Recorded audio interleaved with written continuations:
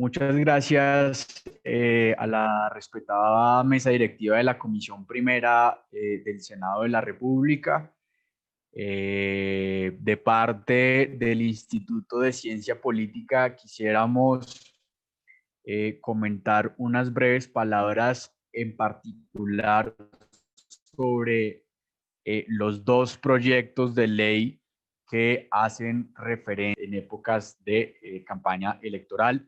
Estos son los proyectos de ley 209 del 2020 y 211 del 2020.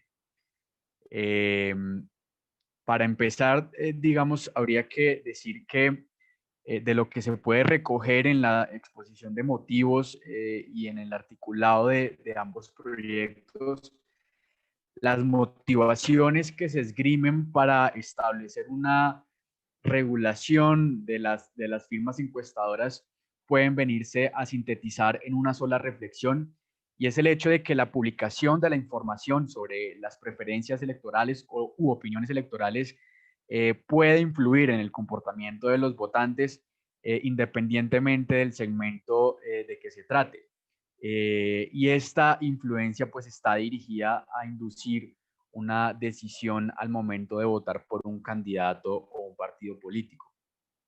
Las encuestas de opinión miden, como se indica, la opinión de los ciudadanos, y es una opinión que en tanto variable pues puede verse alterada por la medición misma. En ese sentido, las encuestas de opinión pública o de preferencias electorales, sino que en el marco de los procedimientos y las campañas electorales de los países, pues pueden definir las propias tendencias públicas. Este argumento además se reafirma cuando se contrastan las equivocaciones de las proyecciones previas de las encuestas frente a los resultados finales en una elección. Ello pues constituye a veces un sesgo de confirmación para quienes piensan que las encuestas a veces son instrumentos más cercanos a la publicidad política que a la información técnica. Sin embargo, hay que tener en cuenta los siguientes puntos.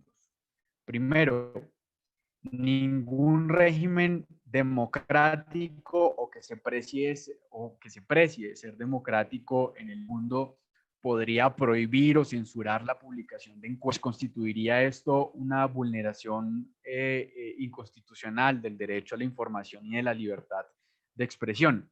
De hecho, deberían o deben ser pieza clave en el ejercicio de debate electoral en los países.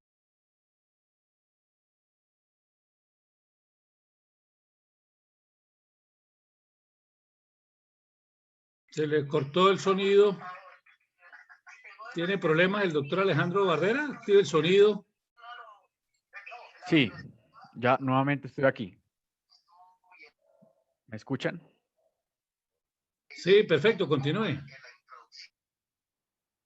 Perfecto, gracias. Decía que deberían ser incluso una pieza clave en el ejercicio electoral, las encuestas. La discusión en materia comparada, que es una discusión abierta, gira en torno a sobre la conveniencia de la fecha o los tiempos de la publicación, es decir, si se hace en un número de días X antes, 7 días, una semana, por ejemplo, al día de la elección, o si se hace a boca de urna. Digamos, esa es la discusión que debería abordarse. Particular análisis requieren ya un tercer actor, que son los medios de comunicación que hacen uso del producto de las encuestas. En la literatura se insiste en que la difusión de las encuestas de opinión exige siempre un alto grado de responsabilidad social por parte de los medios de comunicación. De ahí que toda manipulación de la información pues constituya un impacto directo a la ética periodística y jurídicamente hablando, pues contra el derecho a la información imparcial y veraz que tienen derecho a que tienen los ciudadanos. No existe entonces nada indeseable o extraño sobre la intención o la actitud del votante de buscar la información que pueda darle una encuesta para hacerse una opinión sobre los candidatos o los partidos políticos. No necesariamente este será pues un determinante para que ese ciudadano tome una decisión final. Es más, el fenómeno de profesionalización de las campañas electorales pues ha derivado en la tecnificación de los métodos de acercamiento al electorado. Por ello, digamos, las estrategias de difusión son cada vez más elaboradas y el uso de medios de comunicación es más intenso. Las encuestas de opinión son un elemento vinculado a ese fenómeno de profesionalización de campañas electorales. Aunque tradicionalmente los candidatos en disputa adelantaban sus campañas abanderando un programa cuyo apoyo ignoraban en principio y venían a constatar el día de las elecciones, pues la comunicación entre electorado y candidato se ha vuelto muchísimo más factible gracias a las encuestas de opinión. Ha hecho posible que las campañas políticas en el momento presente de la campaña se diseñen sobre el conocimiento de la opinión de los electores e interpreten de manera más directa sus esperanzas, sus expectativas y sus intereses.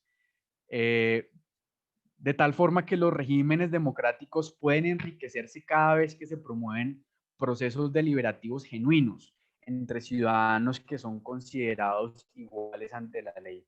Esos procesos deliberativos entre ciudadanos iguales ante la ley ciertamente pueden verse afectados si las encuestas, en tanto herramientas que gozan de legitimidad y credibilidad científicas, publican información inexacta, falsa o poco rigurosa y una parte de los votantes, pues parte de ellas para tomar decisiones.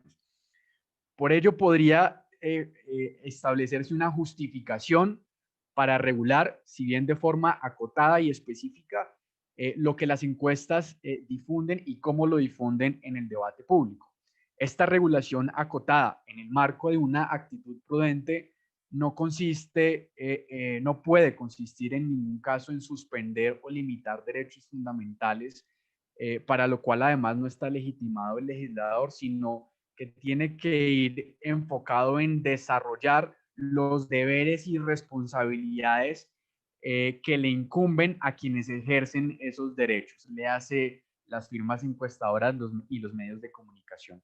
El objetivo de regular entonces la publicación de encuestas debe enfocarse en minimizar el riesgo de que circule información técnicamente poco rigurosa o ciertamente falsa durante una campaña electoral.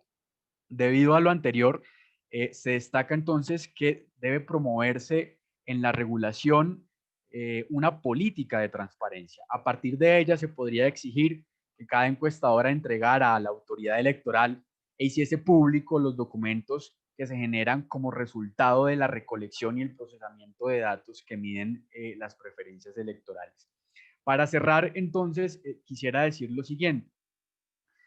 La regulación debe entonces ir dirigida a promover este principio de transparencia en el proceso de...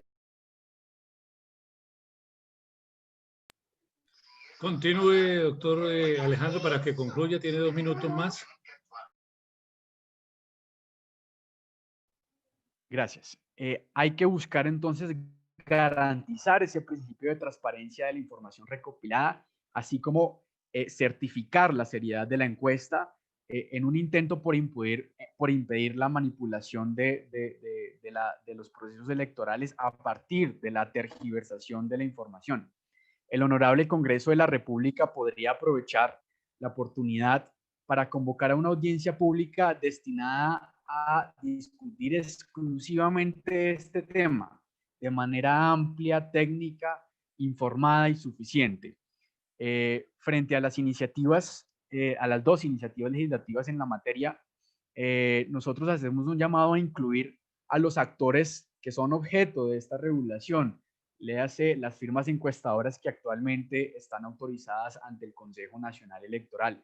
Y esto es importante destacarlo porque existe un antecedente muy valioso de las elecciones pasadas locales de 2019, en donde un grupo de firmas encuestadoras registradas ante el CNE firmaron un acuerdo de autorregulación para esas elecciones, en donde, entre otras, se comprometen y destacan, digamos, la necesidad de actualizar las disposiciones que existen sobre la materia en la Ley 30 del 94, pero sobre todo reconocen la necesidad y asumen un compromiso de que haya una trazabilidad de los datos. trazabilidad de los datos, que es la mejor forma de permitir auditorías técnicas y confiables para garantizar la transparencia en los trabajos de las encuestadoras, y hacen un llamado finalmente a que